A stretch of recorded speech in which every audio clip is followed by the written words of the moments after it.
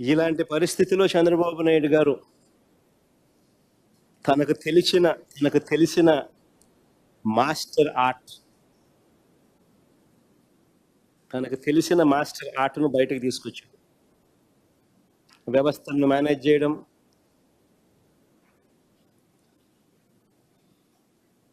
సమస్యల మీద, తన మోసాల మీద ఏ ఒక్కరైనా కూడా ప్రశ్నించే పరిస్థితి రాకుండా ప్రశ్నించి ఆ గొంతును నొక్కడం కోసం రెడ్ బుక్ రాజ్యాంగ పాలన తీసుకురావడం,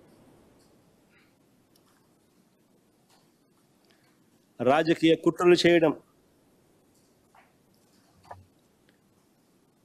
దాని ఫలితంగానే ఈరోజు ఇంకొక కరెంట్ అఫైర్స్లో ఉన్న ఇంకొక సబ్జెక్ట్ గురించి విపులంగా చెప్తాను. దాని ఫలితంగానే లిక్కర్ స్కామ్పై తప్పుడు కేసు పెట్టి రాజకీయ కక్షకు దిగడం. నిజంగా ఎంత ఆశ్చర్యం కలిగించే విషయం అంటే ఇది. అసలు స్కామ్ ఎక్కడ జరిగింది అని నేను అడుగుతా ఉన్నా. అందరూ ఆలోచన చేయండి అని అడుగుతా ఉన్నా. నేను అడిగే ప్రశ్నలకు సమాధానం మీలో ప్రతి ఒక్కరూ కూడా ఆలోచన చేయమని కోరుతా ఉన్నా. నేను అడిగే ఈ ప్రతి ప్రశ్న మీ మనస్సాక్షిని మీరు అడగండి అని చెప్పి నేను అడుగుతా ఉన్నా. అసలు స్కామ్ ఎక్కడ జరిగింది అని అడుగుతా ఉన్నా. లంచాలు ఎవరైనా ఎందుకు ఇస్తారు? మళ్ళీ అడుగుతా ఉన్నా. లంచాలు ఎవరైనా ఎందుకు ఇస్తారు? ఎవరైనా మద్యాన్ని ఎక్కువగా అమ్మి, లంచం ఎవరైనా ఎందుకు ఇస్తారు? మద్యాన్ని ఎవరైనా ఎక్కువగా అమ్మి సేల్స్ పెంచి, ఆ పెంచిన దాని వల్ల డిస్టిలరీలకు లాభాలు పెరిగితే లంచాలు ఇస్తారా? లేక సేల్స్ తగ్గిపోయి వాళ్ళు తక్కువగా అమ్మి ట్యాక్సుల రూపేణా వారి మీద బాధి దానివల్ల సేల్స్ తగ్గి, దానివల్ల వాళ్ళకు రావాల్సిన లాభాలు తగ్గి, అలా తగ్గితే ఎవరైనా లంచాలు ఇస్తారా? ఒకసారి ఆ టేబుల్ ఒకసారి చూపించము. ఒకసారి ఈ టేబుల్ను ఒక 10 నిమిషాలు అట్టే పెడతాక 5 నిమిషాలు పెడతా. ఒకసారి అందరు చూడండి టేబుల్ను. 2018 నుంచి 2019 మధ్య చంద్రబాబు చివరి సంవత్సరం ఒకసారి గమనిస్తే 3,84,00,00,000 కోట్ల 3.84 కోట్ల కేసులు లిక్కర్ అమ్మకాలు జరిగితే, బేర్ అమ్మకాలు 2.77 కోట్ల కేసులు. ఆ 5 సంవత్సరాల చంద్రబాబు నాయుడు గారి పాలనను ఒకసారి చూడండి.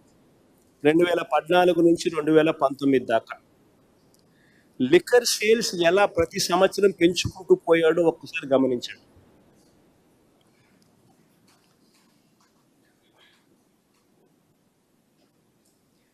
అమ్మకాలు ఇలా పెరగడం వల్ల ఈ లిక్కర్ కంపెనీలకు లాభాలు పెరగడం వల్ల ఈ పెద్ద మనిషికి లంచాలు ఇచ్చే పరిస్థితి ఉత్పన్నమవుతుంది. అదే ఒకసారి 2019 నుంచి 24 చూడండి. ఒకసారి పక్క టేబుల్. మద్యం అమ్మకాలు ఎలా తగ్గాయో ఒకసారి చూడండి. మామూలుగా ప్రతి సంవత్సరం చంద్రబాబు నాయుడు గారి హయాంలో ప్రతి సంవత్సరం ఇంతకు ముందు సంవత్సరం కన్నా 15% పెరుగుతూ పోతూ ఉంటే,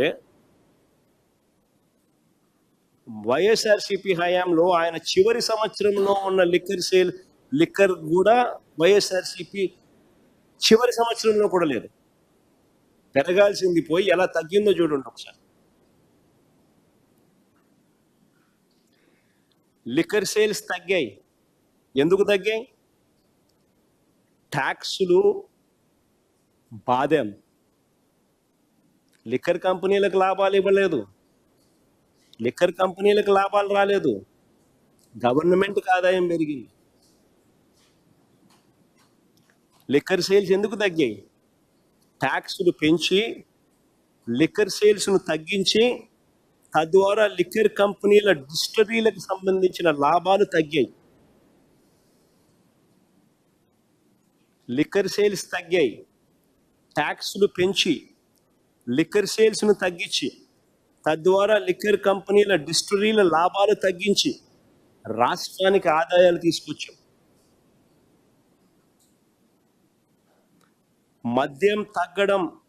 మద్యం తాగించడం తగ్గడం వల్ల ప్రజల ఆరోగ్యం కూడా కాపాడారు. మద్యం తాగడం తగ్గించడం వల్ల ప్రజల ఆరోగ్యానికి కూడా మేలు చేశాం. ఆదాయాలు ఒకసారి చూడండి. ఆదాయాలకు వైపున రాష్ట్ర ఖజానాకు ఆదాయాలు పెరిగి ఒక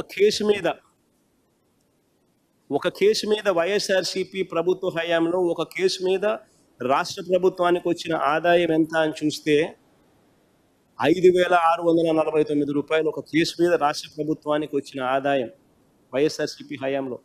అదే చంద్రబాబు హయాంలో ఒక కేసు మీద రాష్ట్ర ప్రభుత్వానికి వచ్చిన ఆదాయం కేవలం 2,600 రూపాయలు. తేడా చూడండి.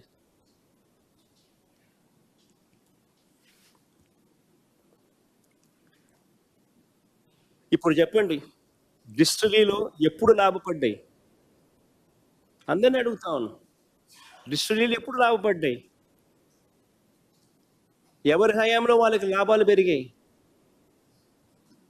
ఎవరికి వాళ్ళు లంచాలు ఇస్తారు? ఆలోచన చేయమని అడుగుతా ఉన్నా అందరినీ కూడా. మద్యం విక్రయాలను ప్రైవేట్ వ్యక్తులకు అప్పగిస్తే లంచాలు ఇస్తారా? ఇది కూడా ఇంకోటి ఆలోచన చేయండి. మద్యం విక్రయాలని ప్రైవేట్ వ్యక్తులకు అప్పగిస్తే లంచాలు ఇస్తారా, లేక ప్రభుత్వం ద్వారా మద్యాన్ని అమ్మే టైమింగ్స్ను నియంత్రిస్తూ పర్మిట్ రూములను రద్దు చేస్తూ 43,000 బెల్ట్ షాపులను మూసేయిస్తూ మద్యం దుకాణాలను 33% తగ్గిస్తూ నిర్ణయాలు తీసుకుంటే లంచాలు ఇస్తారు? ఆలోచన చేయమని అడుగుతా ఉన్నా.